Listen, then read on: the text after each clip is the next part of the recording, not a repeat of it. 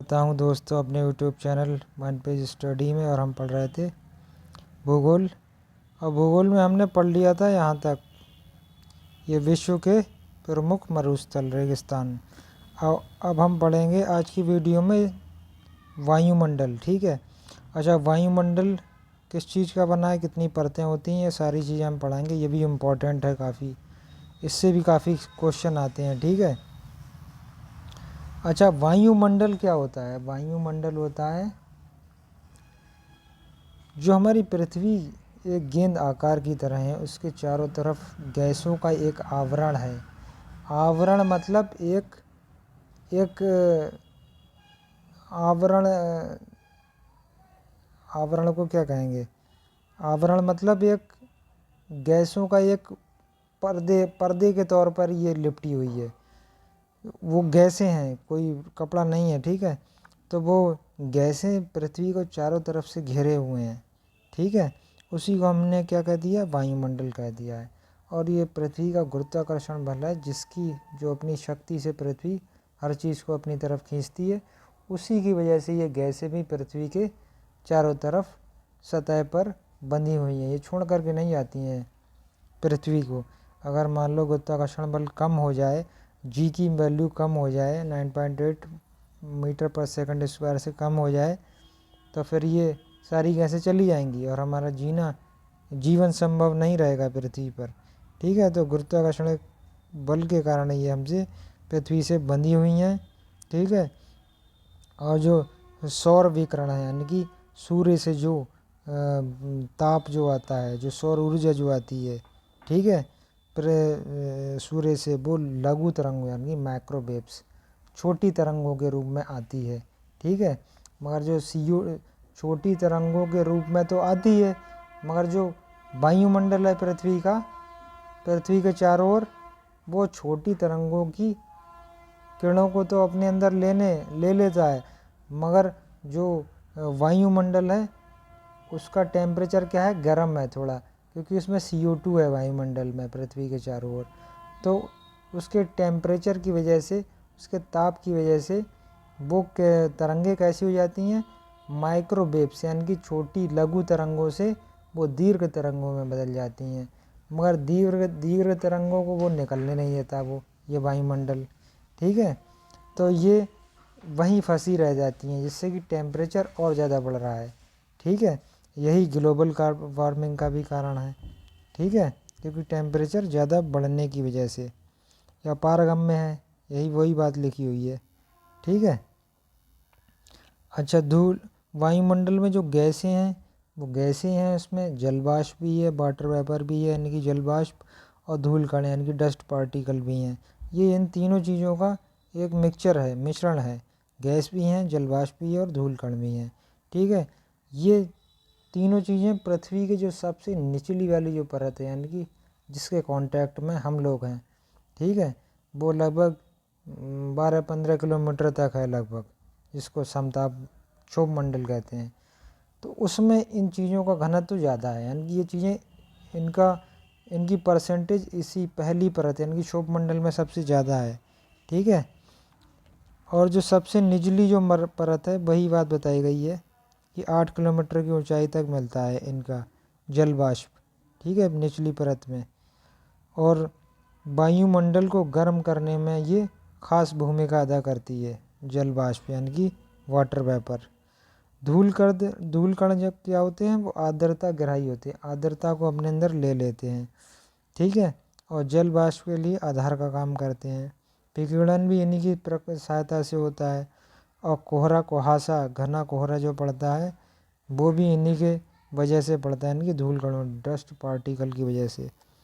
अच्छा, जो हमारा वायुमंडल है, उसमें सबसे ज़्यादा नाइट्रोजन है, सभी को पता है। दूसरे नंबर पर ऑक्सीजन है, सभी को पता है। इनकी परसेंटेज भी पता है, 78 और 21%। अच्छा, तीसरी गैस, पहले क्वेश्चन बनते थे कि सबसे वायुमंडल में सबसे ज़्यादा गैस कौन सी है और इसकी परसेंटेज क्या है, या ऑक्सीजन कितने % है। अब ऐसे क्वेश्चन बनते हैं कि नाइट्रोजन और ऑक्सीजन के पश्चात सबसे ज़्यादा मात्रा में वायुमंडल में उपस्थित कौन सी गैस है। अब ऐसे क्वेश्चन बनते हैं।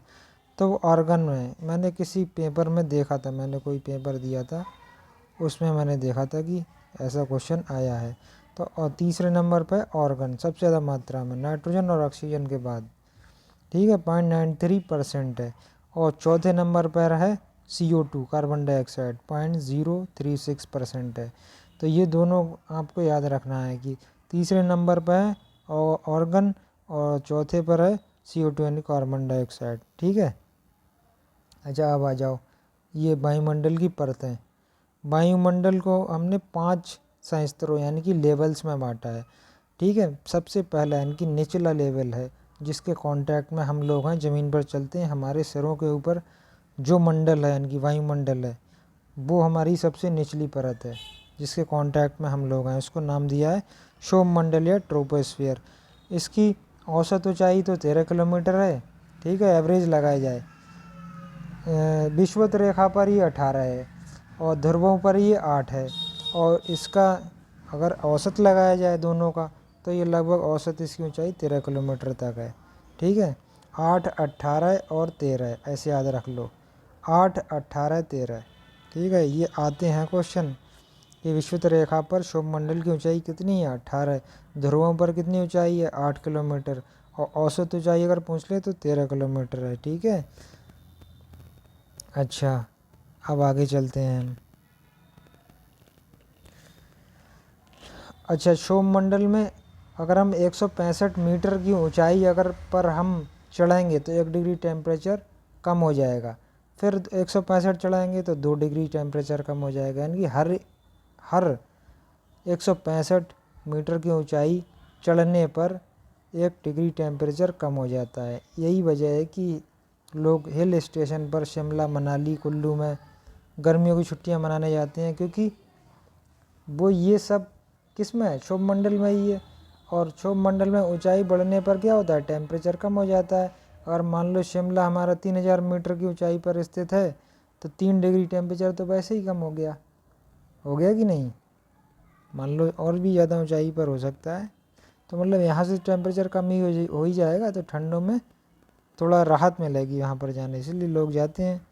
अच्छा इसी मंडल में, क्षोभमंडल में ही सारी प्रकार की मौसमी घटनाएं परिघटित होती हैं, जैसे बादलों का बनना, वर्षा होना, ठीक है, और तूफान आना, आंधी चलना, ये सारी मौसमी घटनाएं क्षोभमंडल में ही होती हैं। इसलिए हवाई जहाज़ वगैरह इसमें ज़्यादा नहीं उड़ते हैं। जो हवाई जहाज़ जो होते हैं बड़े वाले, हेलीकॉप्टर तो उड़ सकते हैं, ये हेलीकॉप्टर डिज़ाइन किए जाते हैं इन सब चीज़ों को बर्दाश्त करने के लिए, मगर जो कॉमर्शियल जो एरोप्लेन होते हैं वो इसमें नहीं उड़ते हैं, ठीक है। तो वायुमंडल वायु यातायात के लिए यानी कि एयर ट्रांसपोर्टेशन के लिए ज़्यादा अच्छे नहीं माने जाते।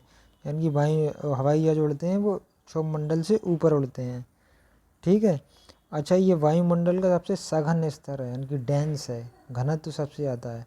75% वायुमंडल का जो पार्ट है वो इसी में पाया जाता है, क्षोभमंडल में ही। अच्छा दूसरा लेवल कौन सा आ गया वायुमंडल का, दूसरी परत आ गई समताप मंडल यानी कि स्ट्रेटोस्फेयर। ये क्षोभमंडल हमारा हो गया 13 किलोमीटर औसत ऊंचाई, और 13 से 50 किलोमीटर और ऊपर तक चले जाओ तो 13 से 50 तक हमारा हो गया समताप मंडल, ठीक है। इसी में ही ओजोन परत है, ये ध्यान रखना, ये क्वेश्चन इनमें से बनते हैं। तो ओजोन परत किस में है, तो समताप मंडल में है, ठीक है।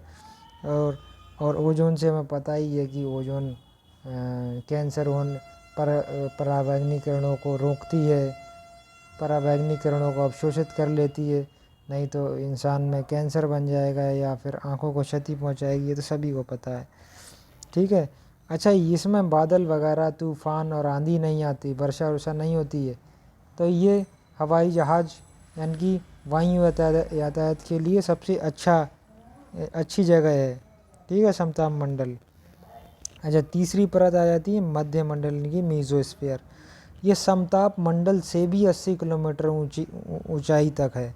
समताप मंडल से 80 किलोमीटर की ऊंचाई तक कौन सा है, मध्य मंडल मीज़ोस्फीयर, ठीक है। इसमें टेम्परेचर कम होता है। टेम्परेचर कम होना कहीं बढ़ रहा है कहीं घट रहा है, आप ऐसे याद रख लें। सबसे पहली परत का आप याद रख लें क्षोभमंडल का, क्षोभमंडल में क्या है सारे हिल स्टेशन है। टेम्परेचर कैसा जा रहा है, नीचे होगा, इसमें कम जाएगा।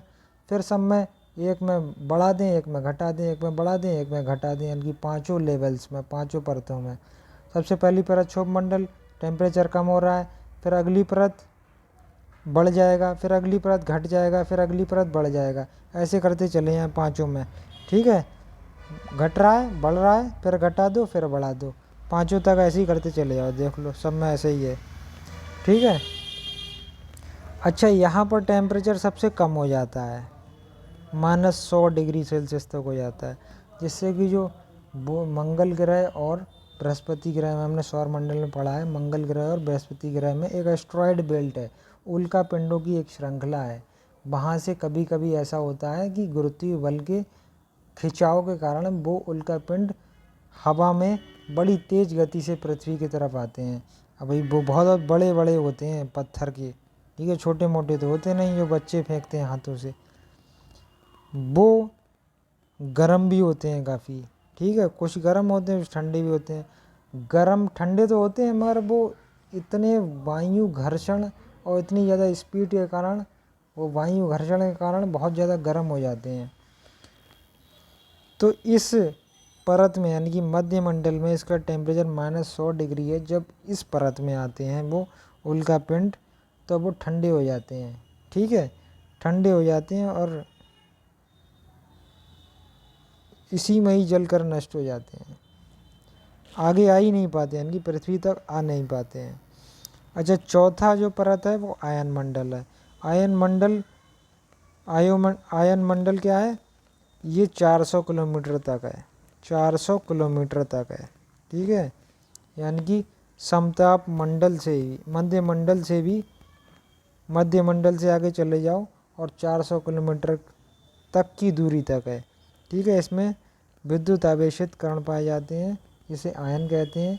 जब पृथ्वी से कोई भी रेडियो तरंगें इस पर भेजी जाती हैं तो परावर्तित होकर वो कहाँ जाती हैं, पृथ्वी पर आ जाती हैं, इससे कि टेलीविज़न, सैटेलाइट और ये फ़ोन वगैरह, इनके हमें नेटवर्क मिलते हैं। ठीक है, और जो हमारे सैटेलाइट जो भेजे जाते हैं, इसरो भेजता है, नासा भेजता है, ये सब किस में तैरते रहते हैं, पृथ्वी के चारों चक्कर लगाते हैं।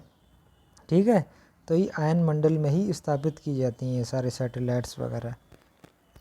अब आ जाओ, पांचवी जो परत है वो एक्सोस्फीयर, यानी कि बहिर्मंडल है। ये 400 किलोमीटर के बाद वाली ही परत है। इसमें वायुमंडल बहुत ही विरल हो जाता है, यानी कि डेंसिटी बहुत कम हो जाती है, घनत्व तो बहुत कम हो जाता है, इसमें कुछ खास है नहीं। ठीक है।